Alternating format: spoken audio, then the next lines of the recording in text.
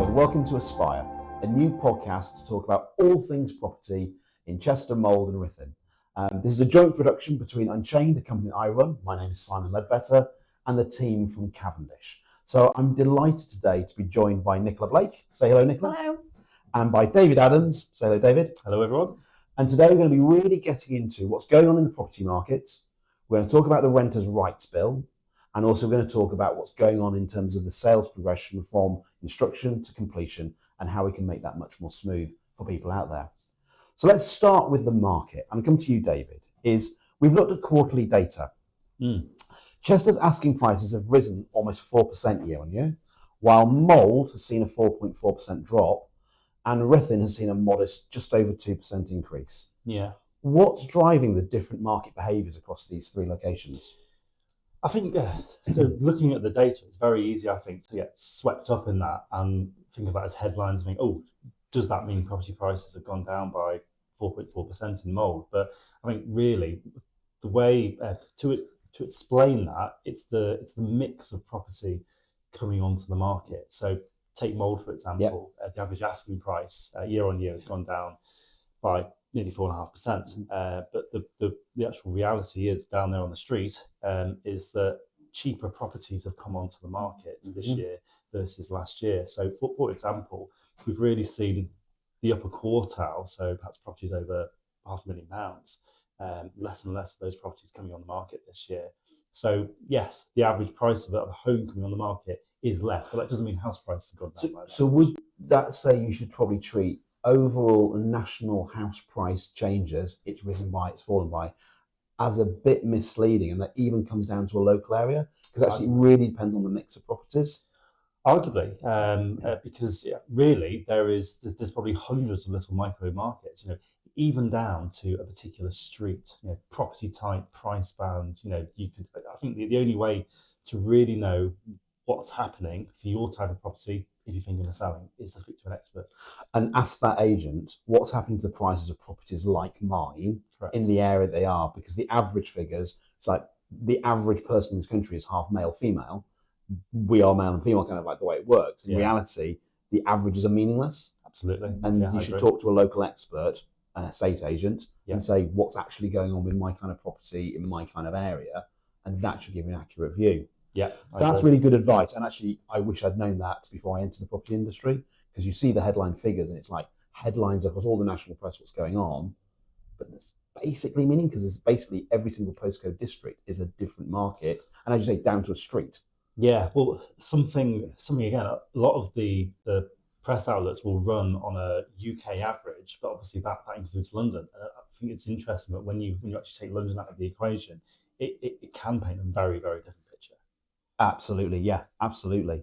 So Ruthin specifically has the strongest transactional momentum, with a 25% increase in sales agreed compared to Chester's plus 3% and Mould's 8%. So they're all up, but Chester's racing ahead. Are buyers more decisive there, or is it that sellers are more realistic? I think I would say estate agents and sellers are becoming more aligned with the market. We're seeing a lot of price reductions at the moment as well. So I think as well, looking at sort of, if you look at a 6-year average worth of data, actually new listings are up by 7%. So although we've seen in some areas the market, the actual stock available in new listings has gone backwards, but actually, if you look at pre-COVID times to now, everything is up. Which kind of lends to, actually, I'm going to jump around on the questions, actually leads to sort of, like you mentioned, price reductions. We're seeing price changes affecting 55% of listings in Chester, 71% in Mould and 62% in Ruthin. Does this reflect over-optimistic pricing, or just a market where negotiations become standard? So again, I think estate agents and sellers are becoming a lot more aligned with what's going on in the market. But with regards to price reductions, the way that's actually been measured is looking at the percentage of properties coming onto the market. So it's basically let's do simple figures here. Let's say make it simple for me. Yeah. Okay. I need it to be simple. So let's say 500 properties come onto the market. but in that same month we've seen 250 price reductions, then that's 50% of properties have been reduced. But what we're missing out there is actually total stock available. Right. But the way I would sort of describe that and articulate that, in fact, would be if you're a buyer at the moment and you're on one of the portals, so Rightmove being the most common one, you're perhaps filtering and then you're looking at the properties that have come on the market perhaps in the last 7 days, 14 days. So I do think that metric is relevant. If you looked at total stock available and then looked at price reductions, and it's probably only about 1 in 3, which is probably what we're seeing nationally. Yeah. But if you're looking to buy a property at the moment, you're not looking at properties that have been on the market for 1, 2, 3 years. You're only looking at what new stock is coming onto the market. You had some interesting data we talked about earlier about properties, how long they're on the market, and you're talking about, that really fascinated me. And I think that's what we should share with the people out there. Yeah. So some new data from 20EA is that 53.4% of sales happen within the first 5 weeks. 32.1% of sales happen in weeks 5 to 12, and only 14.5% happen after 12 weeks. So dissecting that, I think, so the first headline, 53.4% of sales happen in the first 5 weeks. So that's properties that are priced correctly, they're priced to sell. 32.1% of sales happening in weeks 5 to 12. That would be properties that come on the market, perhaps slightly overpriced what they should be, and then they're having that first price reduction. And Rightmove, other portals are available, but Rightmove often talks about the fact that you've got to get the price right in the first place. Yeah. Because actually reducing the price doesn't really help you. I mean, if you have to reduce price, you have to reduce price. Yeah. But actually getting, is it the price to sell? Yeah. As we talk about the price to sell, getting that price right and creating a competitive market about the price. Don't be just lured in by the highest valuation. No. Be lured in the most attractive valuation that will get people interested, bring people perhaps from a lower band who might be able to stretch themselves, and then you've got more people competing for the property rather than be just, oh, wowed, you've given me the best possible valuation. Yes, there's so much there I could talk about, and there's. So we have time. Good. Well, that's good. So again, without making this a data-heavy podcast, but there's some really interesting data that if you sell a property in the first 25 days, you've got a 94% chance of moving. And then if you leave it anything over 100 days, so if a property's been on the market for more than 100 days, that chance of selling goes down to 56%. Right. So the big message here is price it right from the start. And that doesn't mean the highest. No. That's the point, isn't it? Our job as an estate agent is to price the property where the most buyer competition is. All we need is more than one buyer to want that property so we can create competition, and that's what drives the best price. Long are the days of putting a property on the market and everyone offering 10%, less than the asking price, and that's what it gets agreed at. Properties are being agreed closer and closer to the asking price now. It's 97%. Yeah. So the big thing there, if you're looking to sell a home, you want to price it where the most buyer competition is, and actually sometimes that can take the seller out of their comfort zone. So let's say, for example, you've got a property that's worth £500,000, nice round figure. It'd be quite common for an estate agent to agree to put it on the market for 550 or 525 to leave room to negotiate. Yeah, and I get that. Again, as I've often said when I've been in this industry, is I wish I'd known all this 10 years ago before I joined the industry. Just a bit of a curveball, Nicola. We're in a position, we're fortunate that we've got a couple of properties. One's an inheritance, so we're kind of accidental landlords in that sense. Let's say that we did have a property we aren't sure at selling. We'll talk about this more in the section we talk about renters' rights bill. Do you think being a private landlord with one property, if you didn't have to sell, you thought, actually, I could rent this out, still a good choice? Yeah, definitely, I would say so, because you're going to have the income from the rent coming through regularly, and you're still going to get that capital growth while you're owning that property as well. So it's a good choice to do. I think that's the point, isn't it? Is the capital, don't just take the rental income, understand the capital appreciation you're getting.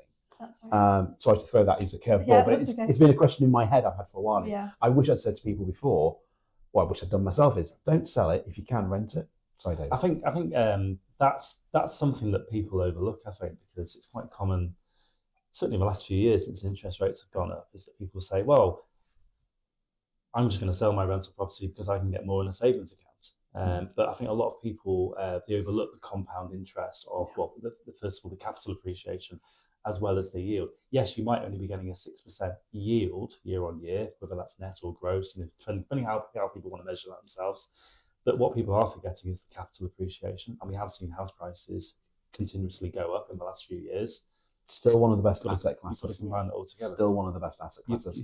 Your money is very safe in bricks and mortar. Yeah. And I used to work in the city. Obviously, stock markets are the drivers of the city, and you compare the performance of stock markets. Still a good option. Not giving financial advice, just to stress that.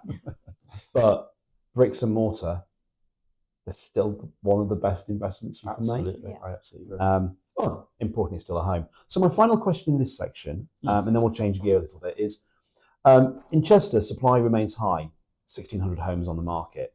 In Mull, we're actually seeing the supply contracting, and in Ruthin, it's expanding again.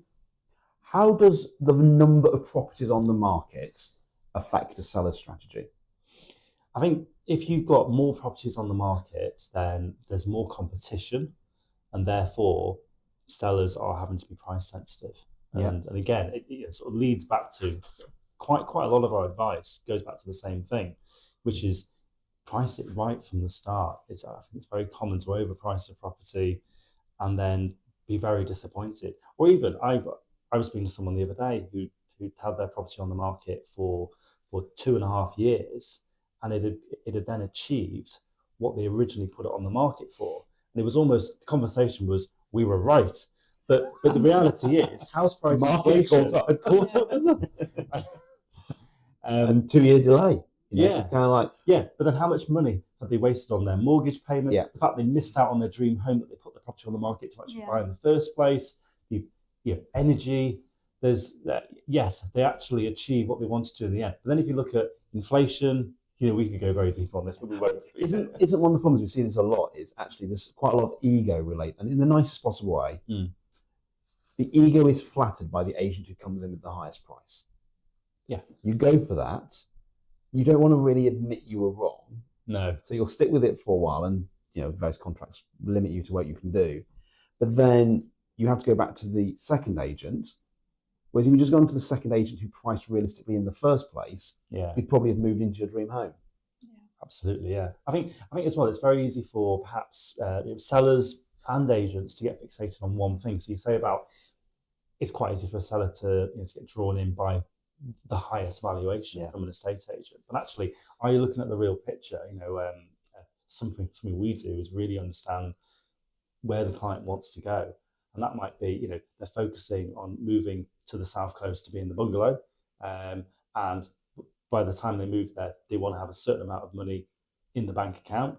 They've released from their property. And actually, if an estate agent can help the seller negotiate on their onward purchase and actually save them some money and move within the timescale to suit them, then actually it's not just about what you sell for, it's what you buy for, where you end up, and what you get left with at the end.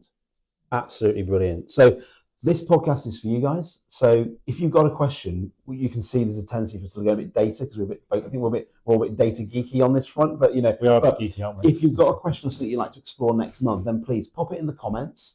We'll look at them. We'll get them together because essentially we want to give you the information you need to find the property that you want and critically sell the property that you've got for the best possible price. So we're going to change gear now. We're going to talk about the Renters' Rights Bill. Now, you obviously cross borders. Two offices in Wales, one office in England. That's its name. You've obviously had the Renting Homes Wales Act. For how long have you had the Renting Homes Wales Act? It's been implemented now. Implementation was 2022. So you've had 3 years, but it's introduced in stages, so there's been phases in it. So we actually have a real example of how it applied in a country in the United Kingdom, and now we're seeing, obviously it's a different bill. I think went to, when we're recording this, it had literally gone to the House of Lords for debate, I think yesterday, the day before we're recording this. So it's interesting to see how that comes out. So we collectively did a survey because we're really interested in how people feel about the Renters' Rights Bill in England. And we asked, do you understand it, and different degrees of understanding.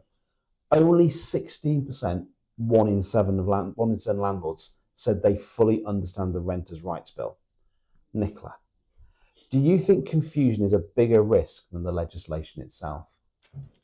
Yeah, that's a really interesting question. I think definitely the lack of understanding about what's in the bill is going to impact landlords more, because they worry that actually, oh, I'd rather not bother with all of this legislation that's coming in, so I'm just going to sell. And that's not the message that we want to get across. And that's not necessarily the best decision for them, no, is it? No, that's it. If they've got a really good property that's got good rental income, Yeah. good capital appreciation, in a good area that's going to rent easily. There's nothing, I don't want to say bad.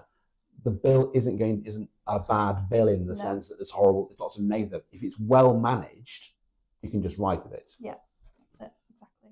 You did a webinar, didn't you, for landlords? You both did, or you did a webinar? Yeah. And just to check, this webinar you did for landlords, it's available online. People can get hold of it. Yeah, absolutely. Yeah, if anyone wants a copy of the replay, I'm more than happy to send it to them. Fantastic. But you found out something interesting, because we got a national survey. Yeah, we did together. We got the 16% of people said, I know it. Yeah. You asked the same question, didn't you? Tell me about the webinar. Yeah. So we started our webinar. So we get just over 150 people attend our quarterly webinars. And when we went live last week, the first thing I talked about was this survey that we've done, that 16% of landlords said they were ready, basically, and the rest was 1 in 7. Yeah. So I said, right, this is what our big survey said, but come on, there's 162 people here. Let's see what you all think. And the results, very, very similar. It was 12% of people said they were ready. The rest, no. So on a local pretty much within our survey had a margin error plus 3 or 4%. Yeah. So that's 12 to 20%. You've probably got 12%, 12, 13%. Absolutely. That's the same number. So we're talking about the vast majority of people who are landlords. This isn't just a population, it's landlords. They own property and they're renting out. They don't fully understand the bill that's going to actually affect them. Talk to me about the Renting Homes Wales Act and how that, because there was confusion at first. Yeah. Talk to me with the cycle of what's happened with that confusion. So there was a real shift in Wales, like all the terminology changed. So tenants were no longer called tenants, they're called contract holders. Catchy. Tenancy, tenancy agreements are now occupation contracts. So when it was first implemented, we had to issue a written statement of a converted contract to the contract holders. So just to convert everything over to the legislation. So we went through that cycle. We had 6 months to do it. Landlords had many other compliance issues to fit. So they had to make sure they had named wired smoke alarms in their properties, compliance with carbon monoxide alarms. Electrical safety came in as well, which I think was earlier than in England. And so we've gone through that cycle and come out the other end of it. But that's where the letting agent really earns their money, because you understand this. Yes. So if I am a landlord and I go, I am one of the 94 to 98%, sorry, the 84 to 84%. Yeah. I didn't do very well in my maths. 84 to 88% who don't understand it. What can you do for me? Do you do any health checks or? Yeah. So out of the 162 people that attended our last webinar, we had 25 of those attendees actually reach out and book a tenancy health check, as we call it. Yeah. Which is basically where we go through. It's a tenancy audit, so we go through a 57-point checklist of what they need to be doing when they set up the tenancy, during the tenancy, and then when they end the tenancy as well. And there's a lot of landlords. There are very common similar pitfalls, aren't there? That fall in by. I think quite a lot of them are the way they set the tenancy up. With the amount of information you've got to give to the tenant. Yeah. There's so many things to think about. There's over 170 pieces of legislation that landlords actually need 170. 170. Wow. It might be even, is it more than that now? 200. It's something like that. Wow. It's definitely over 170. But they're adding new bits of legislation every month. All the time. Yeah. But that doesn't make being a landlord a bad thing to be, does it? I mean, it's got more professional in some ways. That's what's happening. It's becoming more professionalised. Whether you believe the Renters' Right Bill or the Renting Homes Bill are a good thing or not, they are now becoming law. Yeah. And therefore you kind of want to be ready for it. Yeah, and I feel like if I was a landlord, I would be basically making sure my house is in order. So making sure the compliance is completely bulletproof, and also looking at the rents, doing a proper rent review as well. So there's so many. So another poll that we actually ran on our webinar is that how many landlords in the last 12 months have increased their rent, and it's just shy of 50%.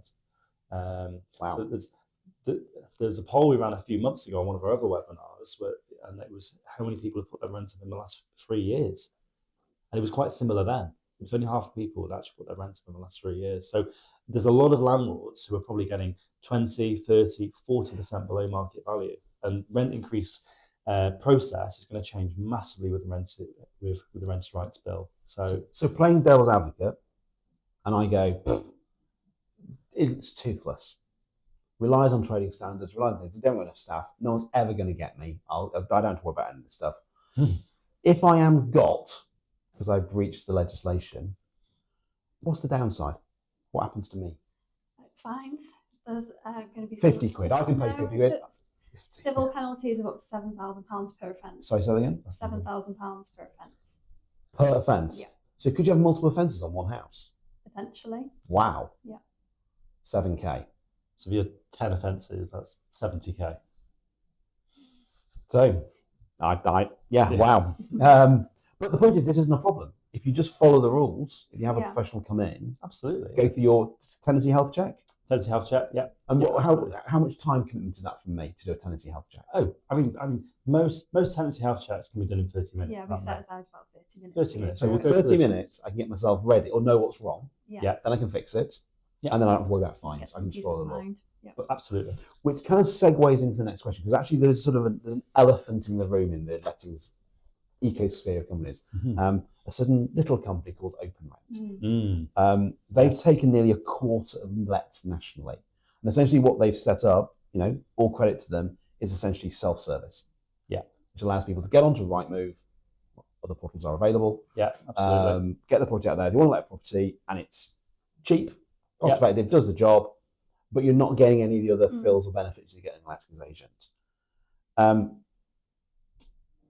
Is that a good idea to just try and do it yourself? Because we're moving to a self-service world. Yeah. And therefore, a lot of things we can actually do ourselves. I go to a supermarket and he said a brand name, and there's other brand names available. Obviously, Waitrose. Waitrose, if you ever want to send me anything, Waitrose. Or Fortnum and Masons even. Yeah. Let's just keep going up the criteria. I even have to do my own checkout now at the supermarkets I go to. I just know someone behind a till doing it for me. No. So self-service is becoming a thing, and actually many of us value that self-service. But this is often someone's most expensive asset, especially if it's part of a portfolio of assets they've got. With the Renters' Right Bill, with the Renting Homes Wales Act, do you think do it yourself is a good option? I think if you're a professional landlord and you've got the right team around you, you've got a CRM system, so you're recording everything, all your safety certificates are in the right place, and you've got, if you're operating it like a business, you've got a business owner, you're acting as an agent, and you've got an inventory clerk. If you're basically acting as a letting agent, then I don't know how much open rent costs. I think it's about 99 quid or something to let your property. Obviously, the average letting agent will charge you substantially more. But I think with self-service, the danger is, yes, they'll find you a tenant, but what are they not doing in terms of compliance? Are they telling you or doing for you? Are they putting a deposit where it should be? Are they making sure that you're not taking too much deposit, because there's a cap on deposits you can take? Are you making sure when you're doing your tenant selection that you're not falling foul of any discrimination legislation? I'm sure if OpenRent were here, they are a good option for some people who've got all their own. Because you can't privately put your property on Rightmove. No, there's no route to do that. You'd have to go through an OpenRent or an agent to get that done. They'd obviously say, we tell you to do all this stuff. It's all there on OpenRent, but you're relying on the individual to actually they're not holding your hand to it. Yeah. Whereas what you will do differently is essentially you do it pretty much for them. Yeah. Absolutely, yeah. And we've had a conversation, we've all had conversations previously about the value of people's time. Mm-hmm. So talk to me, because I train that when I train business people out to value their time. Yeah. And I think a lot of us see that time as a sunk cost. But, what's the old maxim? Time is money. Yeah. You spend time doing this stuff yourself. Yeah. It's time you're not spending with your kids, running your business, going on holiday, being with family and friends, all those kind of things that you would do normally. Talk to me about that, because you've talked about this as well. Yeah, so I actually wrote about this in my book. You have a book? I do. Yeah, it's called The Landlord's Playbook, and it's available on Amazon. There you go. So hey, tick. There you go. We've done the book plug. Excellent. My I think publisher will be we're very reading happy with that. Yeah, so I wrote about this in the book. Basically, a few years ago, there was a survey that the average self-managed landlord spent about 10 hours a month dealing with the management of that tenancy. Okay. So when I say management of the tenancy, it could have been sending a WhatsApp to the tenant to remind them that the rent's late. It could have been organising the gas certificate renewal. It could have been organising, some maintenance. It could have been visiting the property and doing an inspection. On average, it was about 10 hours a month. And at that time, the average letting agent fee for that area per month was £100 per calendar month. So when you break that down, that landlord was working for £10 an hour, because they could have outsourced that to a letting agent for £100 a month for those 10 hours. Now the average minimum wage is more than £10 an hour. The average person in the UK works 1,680 hours a year. Mm-hmm. So £10 an hour, they're earning £17,000 or £10 an hour. Yeah. That probably wouldn't necessarily be the average salary of the average landlord. So they're probably doing work at the lowest possible rate and not as well as an agent. Correct. So I think that is the danger with a lot of these self-service models, is that yes, they'll find you a tenant and you'll save several £100 perhaps by not using a letting agent. But how much time are you spending dealing with that? We're not knocking the self-service route if you know what you're doing and you have the capabilities behind you. And even if you don't have all the capabilities, you still do it all properly. Yeah. But you're going to need to invest the time. And for whatever the rate is now, in that date you had, for £100, someone does it all for you. Yeah, correct. Brilliant.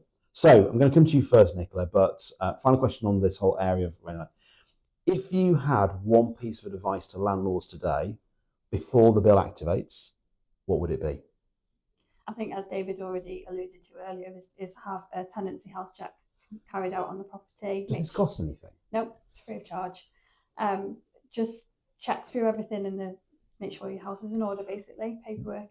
Would I need you to be my letting agent? No. So you just literally, wow. Yeah, it's a free service that we offer to landlords. I mean, I'll come to you next, David. Give me time to think of what you're going to say, which is better than that, because that's a brilliant answer. That's a really good answer. To anyone watching, I couldn't see why you wouldn't take the guys up on that, because that is going to be potentially pay you £7,000 in a fine for just getting one offence wrong.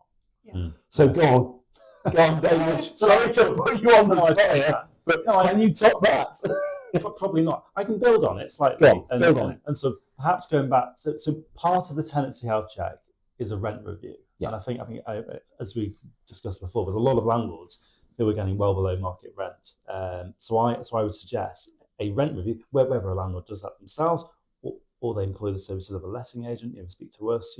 That's a very important thing to do, because the legislation is changing with regards to rent increases. We were chatting on our webinar last week. Basically, you won't be able to WhatsApp your tenant to say, hey Dave, your rent's going up by 30 quid next month. That will not be a thing. You will have to do a Section 13 notice, and you'll have to have comparable evidence to support the increase, and that it'd be very easy for tenants to dispute that. And I think we're in a danger that tenants, because by disputing the rent increase, it's then got to go through a process, hasn't it? Which can take a couple of months. Could take longer, yeah. Could take longer. Once tenants know that they can dispute it. The rent won't go up. It can't go up until it's settled. Yeah. So I think we could be a danger here of tenants do that for fun, because that means that there's going to delay a rent increase, whether that increase is fair or not. Well, I mean, in their defence, who wants to pay any more money? Well, so why wouldn't they? I mean, there's literally, if Absolutely, that's what the law says, then we should all use the law to our advantage.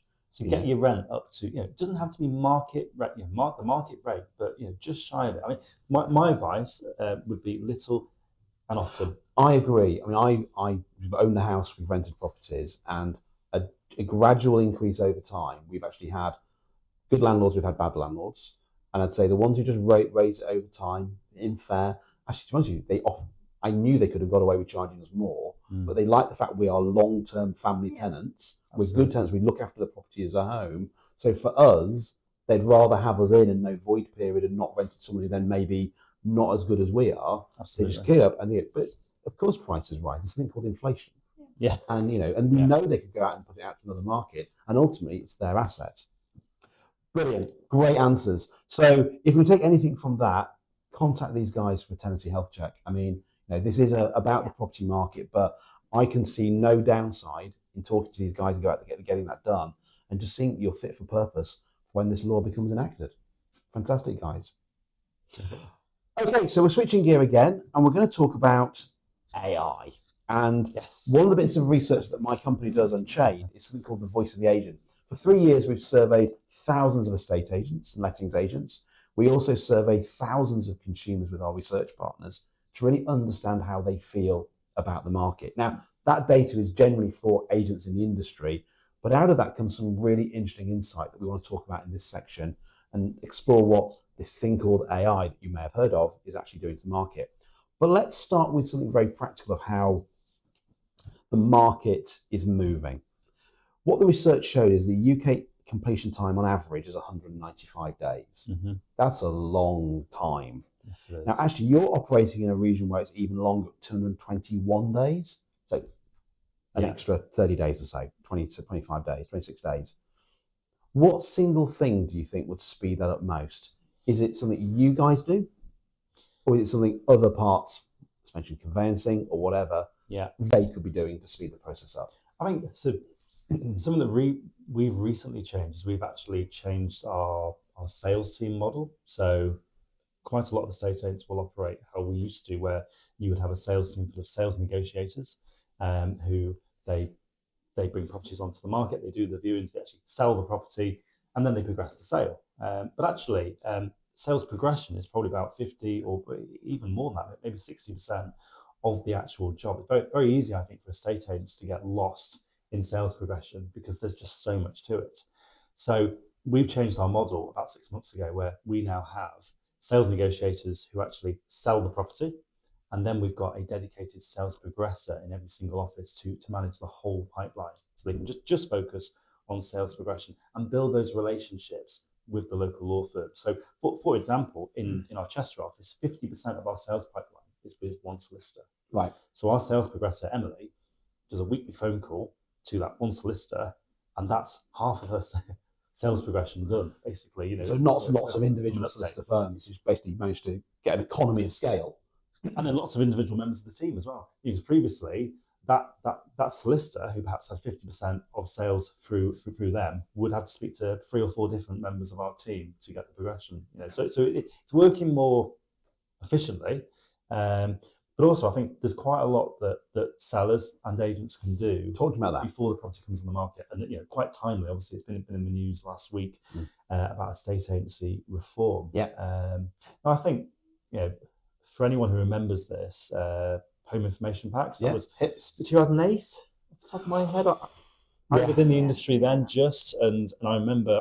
I don't remember it completely, but I remember.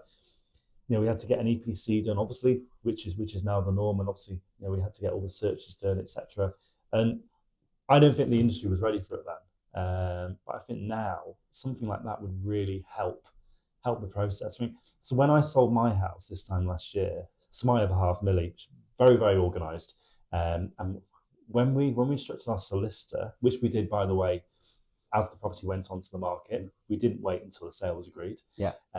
We got all the fixtures and fittings forms, and she basically said one night, she goes, right, tonight we are sitting down and we are going through all of this. And it took hours, but we did it. We got it back to the solicitor, and our sale went through in about 10 weeks. Now, wow. It wasn't just down to that, but I think just quite a lot of sellers will sell their property, they'll accept their offer, then they'll instruct their solicitor, then they'll get all this scary paperwork, because the fixtures and fittings, the TA forms, they are, I've just done it's a one. big bundle, isn't it? Yeah. And some people would procrastinate over filling that out for weeks. So if you're awful. looking to sell, you can literally, before the introduction of whatever the new HIPs are going to be called, you could literally get your property ready for sale by getting all the documentation legally together. prepared, You could actually get hold of an inventory form, could you not, in advance, and just have a look at what it looks like. Absolutely. Make sure you've got the information all collected. Yeah. Because if you are looking to sell, you don't want to be the cause of delay in that process. No. And if there's delay in different parts, don't be the one that's causing the delay.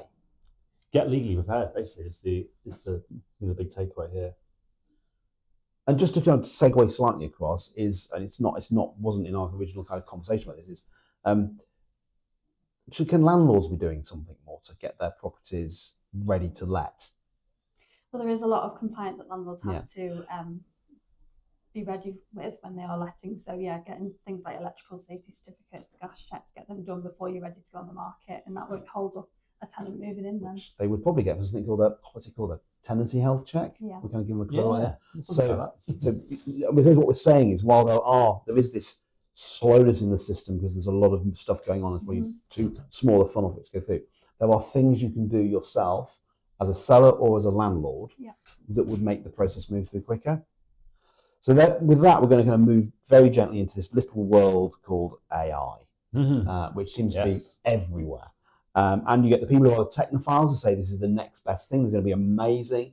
There is the people who go in the refuseniks, and there's the people in the middle who are uncertain. And there's a few people, even more than I've noticed recently, saying it's a bit of a bubble and it's going to be a bit of a pop. But we are seeing some really clear signals in the voice of the agent researchers. So when we served them literally in August, so only a couple of months ago, just under 1% of buyers are currently using AI to search for a home. So they're using AI. So these people are just generally in the market, they're just looking, and they're doing what they do with Rightmove, they're looking at properties. Yeah. But they're not actively moving. If you look at the people who are actually looking to move now, it jumps to 3.3%. Now, I've worked a lot in terms of diffusion of innovation and how these things happen and spread. That is very, very fast. And we were talking earlier, one of the tools out there, ChatGPT, has launched something called Sora, their new version, and they saw the take-up of it was in a month what ChatGPT had taken 3 years. It's just exploding.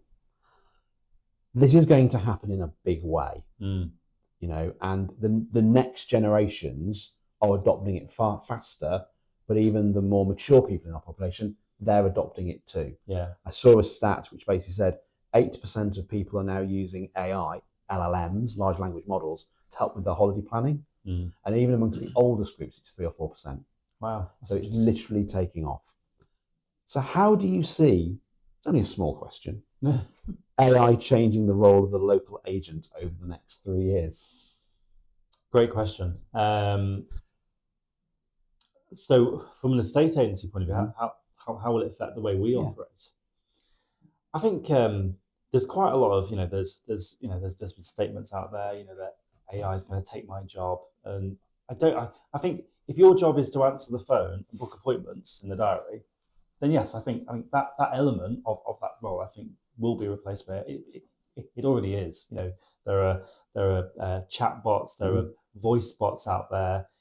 When you call a Pizza Express, or is it a similar pizza?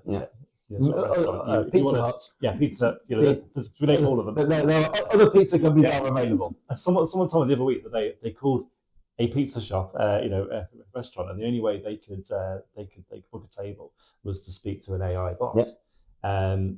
But so I don't think that AI is going to take your job. I think it's going to be replaced probably by someone using AI. Most forward-thinking agents are using AI, and I think as well, I see this as a big opportunity because smart people will use AI to automate and take things off their desk, so we can actually have better communication with our clients, actually more time to have conversations and serve our clients. An enormous amount of time that lettings agents and estate agents spend is actually on back-end admin. Absolutely. Yeah. Which actually the core job of an agent is to meet people and to help them through a transaction, be that a tenancy or be that a a sale. Yeah. And that's the thing where the thing is. I mean, I've had, I suppose, a great American AI person I was watching on YouTube the other day. All knowledge comes from YouTube these days. Yeah. But there's a real renaissance in industries where you need people. Yeah, definitely. Because while a lot of back end stuff can take away, and I believe that agency, we're still going to need people to go to houses. Yeah. And we're still going to need people to negotiate. Yeah. And AI can do a lot of the back end, but it doesn't have necessarily the empathy. But the point about that is, if you're an unempathetic agent, if you're just a paint by colours agent and you're just doing the job by rote, you are going to be eliminated by AI. Yeah. I also think as well about what are you doing with your time? So we're touching on something that we talked about earlier, and I can see it. There'll be the generation below us. Who will say in a few years' time. So if you wanted to find that information, you went on something called Google and you searched for it, and then you scroll through multiple pages and went for every single page, and then went to find the information. Wow, I know. What a dinosaur! That. Whereas now you just go on an LLM like ChatGPT, and you just search, and it gives you all the answers. It gives you all the references. So you can do a deeper dive. And go and read the actual source. So I think like agents can use AI to get information and to get processes done quicker, so you can spend more time with clients with a better service. We've just bought a house, as you know. May have mentioned it a few times in social media that we just bought a house. We actually stumbled across it through LinkedIn. Not LinkedIn. That's where I post all my stuff. We stumbled across it on Rightmove. Yeah. That's why we have LinkedIn Leadbetter strikes again. We stumbled across it on Rightmove because we literally just popped up for a weekend and we randomly came across the property that we wanted. Yeah. But because I love LLMs, ChatGPT, things like that, I just typed in a natural language request. What I was looking for: period property, centre of town, near the country, bar, 4 bedrooms, all the way to a long description of what I wanted, which I couldn't do on a Rightmove. Tick, tick, tick. No. You happen to find it. And interestingly, when we both did the same search on the portal, aforementioned portal, it came up on mine, but not on my wife's. Sorry, other way around. It came on my wife's and not up on mine, which is really weird. Interesting. When we put it into ChatGPT, the property we were going to look at came up first because it matched the criteria exactly. It found the link. It found the link directly at the agent, and it was like that was a better research result than we would have gone if we'd gone through tick box and thing and randomly found something. So that's kind of that's a real. Do you use ChatGPT's LLMs all the time? Yeah, all the time for everyone. It's interesting, isn't it? You go to any business conference, you go to any, we're all using it. I think 83%, 84% of agents use it daily now, when the population is like 1 in 4, but it's just this huge surge. From a lettings perspective, do you see kind of like changes coming? Because automation at your end must be a godsend if it were to come. Oh yeah, definitely. We welcome any kind of automation coming through to help us make things easier. It's just massive admin job letting, yeah, isn't it? Just gives you more time back then to help serve landlords and the tenants. I think like on that, for example, you're an automation where a routine compliance is coming to the end. You need to renew the gas safety certificate, and it automatically will then email the contractor, and then the contractor's invoice comes in, it automatically gets processed. Stuff like that, which would have been a manual job, 2, 3, 1 year ago, even. Let's be honest. So what can agents do? Well, what can agents and landlords do with that time? So that means we can spend more time dealing with the more with regards to tenancy management, the more complex things. Yeah. So I think the key thing I take from that is you can't break AI, you can't break the internet. Just go and try it out. If you're a business owner, or if you're a homeowner or a landlord, tenant, just go and check it out and see what it does. All I would just caution is it does occasionally make stuff up. So you just need to verify it and make sure that it's getting less and less of a problem, but it still will make stuff up. Yeah. So my final question to both of you, and then we come back to it because we've taken a lot of these guys' time, is if a seller or landlord ask you today how to prepare their property so they achieve a faster sale or let and stronger offers, what would your top instructions be? 1, 2, or 3 instructions that you would give them? 1, 2, or 3. Okay. The first thing I'd say would be on the presentation of the property. So don't get me started. Whether that's decluttering, tidying, staging. Yeah. You got some really interesting stats. Well, I'm a big fan of staging, and I've only learned about it coming into the industry. I wish I'd known about it before I joined the industry. So The average stage property, this is a company called Lemon and Lime Interiors. They one of the more data-rich companies, and as I've already alluded to, I'm a big data geek, and we worked on some data with them. Their stage properties, on average, achieve 3% above asking price. On average, most properties achieve 3% less than asking price. So there's a 6% difference. They're 18% more likely to achieve above asking price, 5 times more likely to achieve asking price, and 7 times less likely to achieve below asking price. So if you want to make sure your property is going to sell, presentation is everything. Whether you do it yourself With the investment, isn't or it? being a professional, because it's not like you're getting 3% more, you're getting 6% more because most properties sell for 3% less. Absolutely, Price. yeah. So if you have to put 1% in your property to stage it, that's fine. And let's do the maths. On a £200,000 property, that's 25k. Yeah. That's It's not an huge. insubstantial sum of money No. for a very modest sum. Absolutely. Okay, so presentation's number 1. Let's go backwards and forwards. Nicola, Preparation with paperwork. So get your solicitors appointed. do your own hit. Do your paperwork. Get that all ready. Yeah. Have a proper launch strategy. Okay, And that applies to both lettings and have a proper launch. Yeah, and to unpick that for sales, so that what I would recommend with regards to a launch strategy is that you actually market the property for a week, maybe longer, before it actually hits the portals. Because sometimes, let's say if let's say a seller wants to test the property for a slightly higher price than what the market suggests it should be, then what we do is we will launch the property off market, so it doesn't go on the portals. We'll ring all the buyers, we'll get some viewings round, and if we get some price feedback that actually that's not the right price, then the good news is, Mr. Seller, we can go onto the portals at a reduced price, but it won't be marketed as reduced on Rightmove. So it goes on new, let's say £500,000 property, we test it, to our buyers list at 550, let's say 10% over asking price. So that off-market world is actually really valuable because actually you get some really sense check where it is. And then when it goes on the market, on the portals, it's £500,000, price to entice, you get loads of viewings, offers, etc. So it's a good technique rather than, because the worst thing you can do, and again, without going down a rabbit hole on data, but one of the worst things you can do is reduce the price of your property because then it takes so much longer to sell and it's got that stigma. It's been reduced. Fantastic. That's really good advice. Anything else you would like to add? No. Anything else you'd like to add? No, that's it. Excellent stuff. Well, thank you, David. Thank you, Nicola. That's been a really, really good discussion. Thank you. As I said, this is for your benefit, not ours. We want to create information every month that's going to really benefit you, whether you're a buyer or a seller, a landlord or a tenant. So please, if you've got any feedback, any questions at all, drop them into the comments box, email the guys here, and the next time we get together, we'll try as much as possible and answer the questions that you've got so the whole home moving, home buying, home selling, whole home letting industry is much more easy to understand.